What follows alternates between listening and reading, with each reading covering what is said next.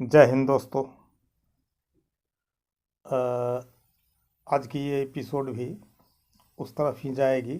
मेरे प्यारे पशुपालक मित्रों, वैसे तो ये कोई खास विषय नहीं है, पर मेरे भारतीय जैसे पशुपालन पे आधारित है, पशु पालते हैं, वह भी एक बहुत बड़ा विषय है भारत सरकार का। इस पर बहुत बड़ा फोकस है। अभी अभी तो गायों का भी आधार कार्ड शायद बन रहा है, पशुओं का भी आधार कार्ड बन रहा है। अच्छी बात है, पशु में विकास आना चाहिए। आपको मालूम होगा कि गांव में गोवर्धन पूजा होता है, ठीक है, ये दिवाली के आसपास होता है शायद। तो गोवर्धन पूजा होता है तो घर में माताएं बहनें गोबर वगैरह से यूं एक चौका लिप के उसमें पूजा कर लेती है, उसको कहते हैं गोवर्धन पूजा। पर अर्थ इसका ये नहीं है। फिर क्या अर्थ है? तो क्या इंद्र ने केवल वृंदावन में ही बारिश कर रखी थी कि वहाँ के जनताओं को बचाने के लिए भगवान कृष्ण ने सबको गोवर्धन पर्वत को एक उंगली से खड़ा करके और सबको उसके नीचे लेके इंद्र के वर्षा से बचा लिया था? नहीं, ये भी बिना बनाए हैं। गोवर्धन का अर्थ होता है गौवर्धन, गौ में विकास। आप प्राचीन राजाओं को जानते होंगे, युधिष्ठिर, राजा दशरथ, राजा जनक। एक दो चार गायें नहीं थी, हजार हजार दस दस हजार गायें थी उन लोगों को। ये वो धरती है। अब उपयोगिता तो उसकी आप जानबे करते हैं, गाय है आपके घर में, ठीक है, वो दूध देगा, ठीक है। तो अभी की तकनीकी पतंजलि योग पीठ में दूध का मूल्य उसके मूत्र से ऊपर किया जा रहा है। मूत्र भी उसका उतना ही दूध के बराबर में जा रहा है। गोबर आपके यहाँ नहीं है? हिमाचल सरकार में, हिमाचल स्टेट में गवर्नर अपने खेतों में खड़े होकर के इसकी तकनीकी बताई किसानों को, और किसान अच्छा खासा फसल लिया उस खेत से। टेक्निक क्या था? आप बिना खाद के फसल लगाओ। जैसे आप सिंचाई करने के लिए बैठते हो तो एक आदमी वहाँ ड्यूटी लगाओ, 1 एकड़ में ओनली 1 क्विंटल गोबर हाथ से डालते जाओ, पानी में वो घुलता जाएगा, वो सभी पौधों के जड़ में पहुँच जाएगा। एक नंबर अति उत्तम खाद होता है, रसायन होता है उसमें।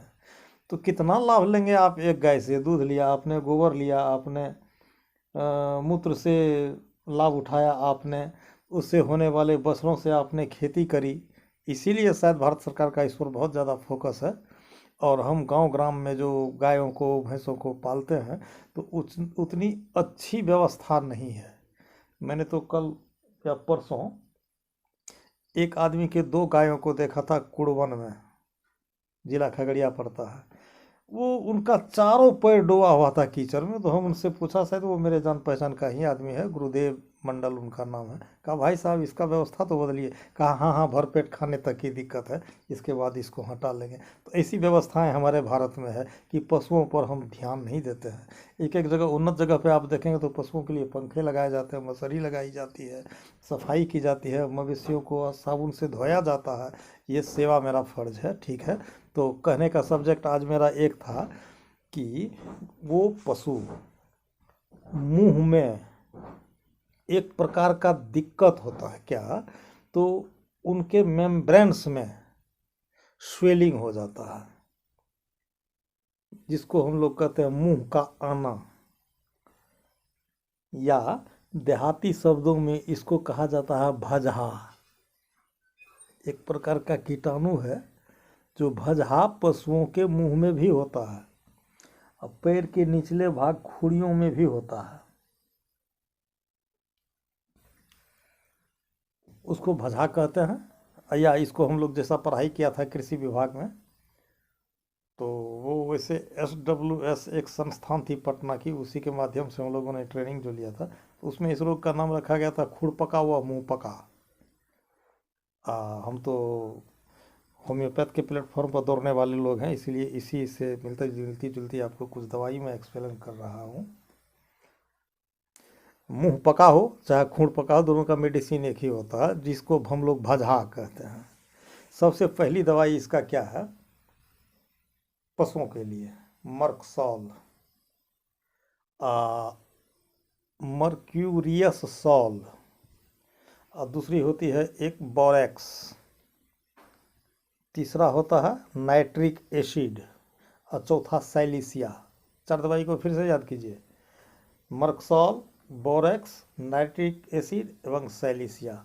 ये चारों दवाइयों का कंपोजिशन चारों मिला करके खरीदिए।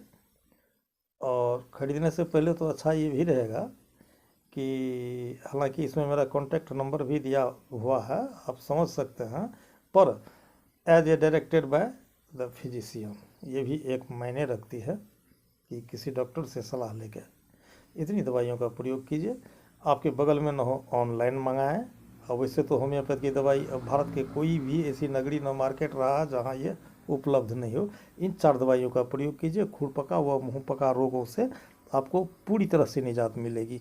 अगर उसमें इसका अंश कुछ बच जाता है तो रोगी पशु खाना पीना धीरे धीरे छोड़ देता है, मुंह से लार गिरने लगती है, इसके साथ साथ उसमें तेज बुखार आ जाता, कान के जर्म गर्म हो जाते हैं, मुंह के भीतर जीभ मसूड़े, गले में घाव हो जाते हैं, खून के अंदर भी घाव हो जाते हैं, पशु को खाने पीने एवं चलने में भी कठिनाई होती है। सदा पशु के थन में भी एक प्रकार का फफूला हो जाता है, उसको कहते हैं हम थनैला रोग। तो थनैला रोग का मैं आगे एक्सप्लेन करूँगा। आज के डेट में हमने ये आपको खुर पका और पका की 2 3 4 दवाई बताई। फिर से एक बार सुन लीजिए आप लोग। नाइट्रिक एसिड, मर्कसॉल, बोरेक्स और silicea. Nitric acid, Merc sol, borax और साइलिसिया, ये 4 दवाई है। इसका आप 30 ml कम से कम एक मवेशी पर खर्च कर दीजिए। 30 ml का कीमत 85 RS है। एडवेंट कंपनी की दवाई है। इसे खुला लेंगे तो 10-20 रुपया ज़्यादा कम ले लें डॉक्टर, तो वो अपना दिमाग का इनका पैसा लेते हैं। सोच है एक प्रकार का।